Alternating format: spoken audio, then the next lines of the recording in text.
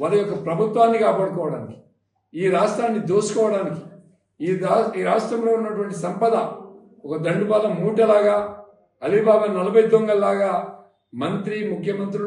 ముఖ్యమంత్రి మంత్రులు అందరూ కలిసి వాళ్ళ యొక్క దోపిడీని నుండి ప్రజల యొక్క ఆలోచనని మళ్లించడానికి ఈ సిట్ నోటీసులు ఇస్తా ఉన్నారు. దాన్ని మేము తీవ్రంగా ఖండిస్తున్నాం.